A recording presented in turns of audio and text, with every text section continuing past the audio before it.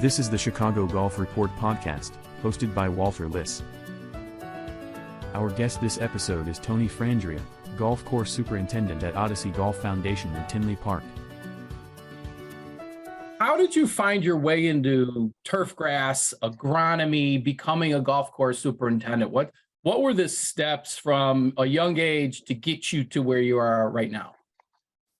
Sure. So when I was a kid, in high school, they built the Palos Hills Municipal Golf Course in my neighborhood. I grew up in Palos Hills, and I liked playing golf. So I went over there and I said, hey, I'd love to work here. And Jay Druhan was the superintendent, and he also ran the whole operation back then. This is 1990. And I started working in the little pro shop, which was a trailer at the time. And I sort of took a liking to what's going on the course. And I said, Jay, can I work out on the grounds with you? He said, sure. So I was working in the pro shop in the morning, then started working on the grounds in the afternoons. And I started to learn how to change cups and cut tees and do all the things that, you do to take care of a golf course. And I said to Jay, boy, I really like this. I'd like to, pursue it further. He says, well, then I'm going to need to send you somewhere else. You're going to need to learn, you need to go to a country club or a place bigger than this. So he sent me over to talk to a fellow named Dudley Smith. Dudley was iconic superintendent at Silver Lake Country Club for decades. He passed away several years ago. And I remember sitting down with him, and he said to me, so you want to run a golf course where Freddie Couples plays golf? I said, yeah, that'd be great. He goes, no, that's not what you want to do. And it was just this banter back and forth. And I'm like, wow, this guy's an interesting guy. He said, I want to send you to work at Riverside for a guy named Dave Behrman. So I went there, started working on the ground, and they pulled some strings and got me into the Penn State turf program while I was working at Riverside. So I went to Penn State for 2 years. After I graduated, I went to work for Dave Behrman again at Midlothian Country Club, where I was the assistant, up until the year 2000. And then I went up to Glenview Club, was the assistant there for 3 years under Jeff Lusinger. Jeff left the club, and they gave me a shot at the job. And I was there for 13 years as the superintendent up until 2016. In 2016, we kind of parted ways amicably. And I went to Canal Shores, which is a interesting place if you've never heard of it. And I was a superintendent there, and it was much different than what I was used to. This tiny little place tucked in the neighborhood. Didn't have an awful lot of money, but boy, the enthusiasm within that community for that course is incredible. They liked what I was doing, and then they asked me if I'd like to be the general manager and the superintendent. Well, I did that.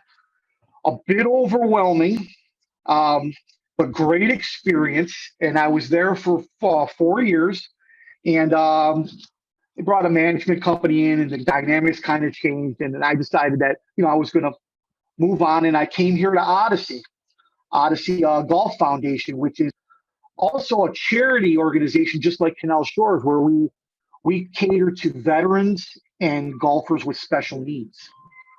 And it's been great. Like I've had more fun in this last year working with my, being out on the course and working, not like an administrative kind of thing. So yeah, that's kind of where I started. So I've got an interesting background. I worked at a high-end country club. I worked at a really cool community place. And now I work for the foundation, which is run by the Halikias family, who manage the foundation, and it's been a great journey. And like I said, I really enjoy being here and improving the course. And so I tell people now, and I've got a couple young guys working with on my crew. I said, boy, I used to be the young guy, but now I'm like the older guy. So in a nutshell, that's how I've come up in the business. And actually, I've got a couple of guys here on my crew, young guys that are going to go to turf school. So it's kind of a cool thing now that I never really got a chance to do in my career, was mentor young guys and kind of show them the way, teach them, and get out there with get my hands dirty. And it's been really fulfilling. So, and that's kind of where we're at right now. So I thought your story was interesting before I knew about even Payless Municipal. That's where you got your start, which was built on a Yeah, garbage dump. So exactly you right. literally started on a garbage dump and then you work your way into Glenview Club, started in 1897, Midlothian, which hosted a US Open. Then you go to Canal Shores, which was the quintessential neighborhood course that winds its way through the city. And then you Yep. find your way to Odyssey. Boy, I'd be hard pressed probably to find somebody with your resume. Well, I appreciate it. Don't forget Riverside. So that's another antique. So it's 1897. Riverside, I think, was 1893. Glenview was 1897. Milwaukee was 1898, and Canal Shores was 1912. God, I should know that. I should know the year. But so this is the first course I've really worked at that's considered modern, built in 1991. Mhm. And the other thing that I had the opportunity to do in my career, which has been great, and I've met a lot of great people, is I volunteered at a lot of tour events, 4 U.S. Opens, the PGA Championship Ryder Cups, and I've been able to travel around and see that sort of aspect of what guys do for tournament preparation and stuff. And I've met a lot of great people doing that. I haven't been able to volunteer much recently, but I'd like to get back into that because I know a lot of guys that are managing these tour courses, and it's a lot of fun to volunteer and do that sort of thing. So before I forget, where did you go to high school? I went to Stagg High School in Palos Hills. Perfect. Okay. Very good. Yep. Yeah. So and I'm growing up in that neighborhood, and then I would walk to work at the Paleo. I was a kid, and like I said, I'd start at 6 a.m. I'd work in the pro shop, and then I would work on the grounds, and I'd play golf till dark. So I was like 16 hours a day, and I had a lot more energy than I did. So let's take a step back. Can you explain to people what exactly does a golf superintendent do? Because I think there are so many expectations, and you know better than anybody, is from a golfer's perspective, I would imagine the expectations have always gone up, right? You see this course and you have to produce. What are all the things that you have to provide? Well, it depends obviously on where you're at. If you're at a high-end country club where I was, they want conditions to be firm, fast. They want fast greens. They're competing with other clubs. Now it's not so much that, but you still want to maintain good course conditions and something fun that will bring people back to play golf. But what a lot of people don't understand is, growing the grass is not that it's easy. It's never easy, but the administrative part of the job too, budgeting and applying chemicals and picking the right fertilizers, doing soil tests, and all these things that a lot of people think, oh, you just go out and you cut the grass. There's a lot more to that. You have to have really good people skills. You have to be able to communicate inside your operation too, with your general manager, with your golf professional, with your director of golf. Everybody's kind of intertwined, and that's a really, really important. And here with my golfers, I really like to interact with the golfers here. A lot of them are veterans, and I never served in the military, but I just have a soft spot for veterans, and it's just been such a great thing to get to know those people. And they ask me the same questions, like, what does the job entail? And Walter, it depends. Like when I was at Glenview, it was more of an administrative job. Not that I didn't work, but it was like meetings, and you had a big staff. Now I have a small staff, and I'm working on the course with the crew. I'm out spraying, and I'm changing cups, and I'm helping the guys who are doing tree work, we're chipping branches. So it sort of depends on the situation that you're in. But the number one thing, obviously, is you want to create the best conditions that you can for your clientele. And it's challenging at a public course when to do like cultural practice and things like top dressing and aerating, because you don't get the clothes, and you're trying to explain that to regular golfers, public golfers, that sometimes in a country club they'll understand that more. The dynamics of maintaining the course and what goes into creating these really high quality playing conditions. So, time management is the big thing. being able to schedule work. I mean, we have to work evenings sometimes to work on the golfers. So, like I said, in a nutshell, it's different but the same. Meaning, you're all trying to create the best playing conditions you can, but budgets and things like that your equipment, your staff. It's a challenging career. That's why I'm telling my young guys. They're all excited. They send me these pictures and they send me, look what these guys are doing. Not everybody has the tools or the resources. But the one great thing about being a superintendent, especially in Chicago, is we all help each other. When I was at Canal Shores, boy, Brian Bossert at Bryn Mawr and Danny Donnelly at North Shore, these guys, they let me borrow equipment and they helped out. And that's a great camaraderie. Just like you see me on Twitter and we talk in the age of communications via the internet now, where you could tweet and ask somebody, like I needed to borrow something. I put a tweet up 10 minutes later, hey, I got that for you. It wasn't like that when I first came up, and I'm not old, I'm 51 years old, but we didn't have that kind of resources. So I couldn't see myself doing anything else, but the job certainly is a challenge. So from a golfer's perspective, I often wonder, like, what's your worst case scenario? So a couple quick questions. Would you rather have it too dry or too wet? Too dry. And I got a lot of challenges here with it being too wet, but and it depends on your situation. So here I've got some challenges with backs and things like that. So if I get too dry, I might not be able to ever get it wet again. But firm and fast, that's the mantra these days. So I'd rather have it too dry and be able to put the water on. Sometimes it's very difficult to take the water off, especially then when you get into spells of hot, humid weather. So definitely too dry. Are the greens usually the thing that causes the most concern for you? Yes. No matter where you're at, it's all about your greens, right? What is it? 70% of the game is played on the greens. So you want to have good greens. Now, good greens here is much different than good greens, past in my career. Here, my cutting heights are way up. We don't expect green speeds 12, 13 feet here. If we roll a nice 9.5 here, we don't even check green speeds here. It's about our golfers having a good time. And a big thing in public golf is pace of play. So if you have these ultra fast greens and you've got golfers that aren't very good, you have to manage that expectation also, or manage that situation for your clientele. So, but greens, obviously people see good greens, or, that's what people are coming back for. They're not coming back saying, oh, they've got really cool bunkers, which I love bunkers, don't get me wrong. But yeah, I don't lose sleep over greens here, but I've lost sleep over some greens in my day. So that's and I think I probably speak for a lot of other superintendents that's where you're really thinking what you're concerned with most.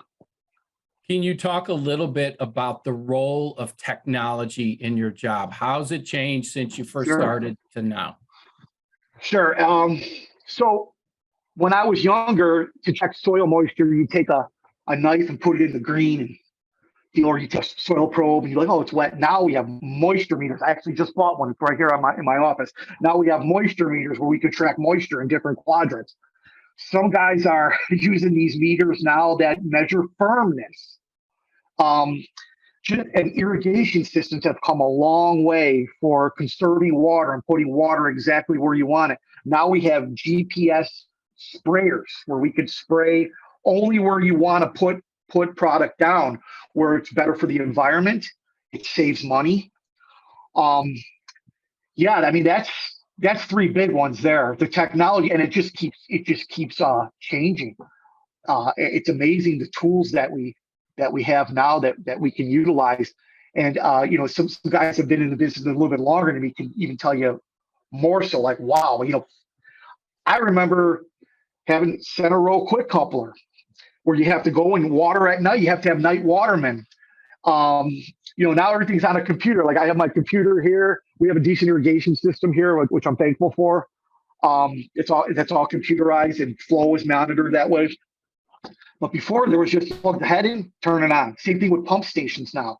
Pump stations are designed to eliminate usage of water and use only water that you need on the course. You know what I mean? Your pump station's not always on or always off. It's regulated by flow.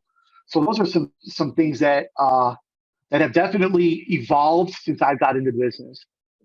Brings up a good question. Sometimes you'll hear the one negative that people who don't play golf and have no idea about it will say, well, the course uses too much water. How do you combat that? What do you say to that as far as how it affects the community and of course the situation?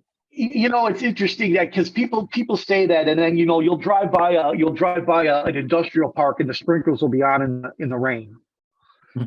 So we do everything that we can. I always have in my career to use water judiciously.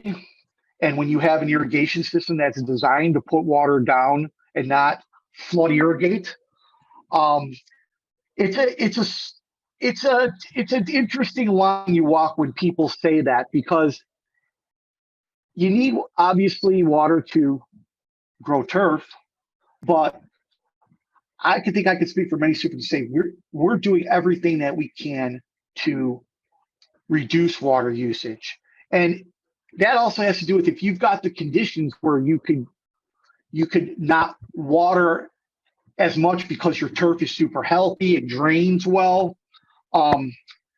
We all try to use less water, but you have to use water on a golf course. I mean, it's just, and my argument would be that irrigation systems now are designed to use less water. Heads are now designed to not put out as much water. You can adjust nozzles and things like that, so you're not overwatering. Mm-hmm. So I'm going to give you 3 different places, and I'd love to get your feedback on the challenges that each one of these places faces from an agronomy perspective. Completely different. So number 1 would be Soldier Field. Number 2 would be Augusta National. Number 3 would be your own backyard. What are one thing to consider for all of those 3 places in order to keep the agronomy healthy? What are the challenges that you would see from their perspective that people have to face? Wow, Soldier Field. There's lots to talk about Soldier Field, right? I'm not a sports turf guy. And I think they just tried to put zoysia there or some sort of Bermuda in there. Maybe if the park district wasn't running that course and they put somebody in there that was a sports field guy, because they don't have problems up at Hallis Hall like that. So it's hard to speak on that because I'm not an expert on sports fields, but perhaps if and I don't know who is in charge over there, but maybe if the park district wasn't in charge, things would be better at Soldier Field. Would you say Augusta National? I've been to the Masters twice. Great, unbelievable place. But what people need to realize is that's not reality. I'll tell you, it's an interesting story. I went with my old pro Kyle Bauer, who's still at Glenview. We went on. It was a Wednesday, and the practice round was going on, and they had the storm come through, and all of this debris was laying all over. Have you ever been to Augusta? Yeah, I've been a couple times. Yes. Okay. So we're walking up to the 18th green, and then you look over to number 1, and there's all these leaves and all this crap laying all over the place. And Kyle's like, "Oh my goodness, how are they going to clean all that up?" And all of a sudden, you see, I'm not kidding, 25 sweepers on tractors. And they clean the whole fairway in 2 minutes. So it's like Augusta is Augusta. And, Augusta isn't Augusta in the summertime. The members don't play there in the summer. They gear that tournament, that course for the tournament, and then the members get to play a little bit after. But when you don't want, they don't want for anything there. They get whatever they need. So, I mean, that's people, they call it the Augusta syndrome, right? Why can't we look like Augusta? Well, that's why. I mean, unlimited resources, and nothing again. And Brad Owen is the superintendent there. I know him a little bit. I mean, he's got a lot of pressure on him too. Trust me. I mean, with all those resources. And then my own backyard. Well, I live in a condo, So I don't have a backyard right now, but I'll tell you this: when I did have a backyard, my lawn was the worst lawn on the block. It would be this long, and I would cut it and scalp it, and it just because. And I think a lot of superintendents are the same way. Like, oh, but you got a great lawn. No, I really don't. But in hindsight, if I ever have a lawn again, I'd probably hire somebody to take care of it for me. Very honest. Good point. So let's finish. Final question for you. If you could tell golfers things that they should be aware of, things that they can do to help with not only your course, but any course that they play, what are the things that they should be thinking about? You can think of several things. Number one is fix your ball mark and one other. Ball marks are such a huge problem, especially when you get to courses like where I'm at now, where we get a lot of play. And I can put somebody out there. Our ball mark situation here was so bad that I bought divot repair tools, and our veterans come out and fix ball marks for me. So when I first got here in the spring, I couldn't believe the amount of ball marks. This year, going into the end of the season, we have very few ball marks, but we had to put a serious effort toward fixing ball marks. People should fix their ball marks, and it's not. And the same thing goes with divots. If you take a divot out of a fairway, put it back, or if you have a seed and soil bottle on your cart, fill it in. Little things like golfer etiquette has is a real challenge, because people tend to not care. Oh, I'm here and driving carts across greens and not fixing divots, and would you do that at your own home? Take care of it like it's your own green in your backyard. That would make our jobs a lot easier. And I would tell you the number one thing for me would be repair your ball marks. One final question then, bonus question. Bunkers. How much work are the bunkers? How much time do you have to allocate as like a percentage-wise to everything else? Okay, so our bunkers here need a lot of work. They probably at some point need to be looked at and rebuilt. I don't know if that's ever going to happen. However, when I was working at a country club, bunkers are very, very important. Stand depth, what's on your faces, what kind of grass, types of sand. People don't realize that there are so many different types of sand that goes in bunkers. You see this white sand, this pro angle or back sand. It's a more angular sand, so your ball sits up real nice on it. The good players love that. It just takes a lot to maintain those bunkers. If you ask people, you get algae on them. They don't drain real well. Bunkers have become almost like greens. Not, hey, it's a hazard. Now people complain a lot about bunkers, and more work has to go into maintaining them in a lot of places. When I was at Glenview, we had a bunker crew with it. All we did was take care of bunkers, make sure the sand depth was right and uniform. Here it's a public course. The bunkers are old or original. We rake them. We try to put sand in them here and there. I'd like to dedicate more time to them, but the resources aren't there. And here our golfers aren't as concerned, but in the big picture, bunkers are a huge undertaking for a lot of superintendents.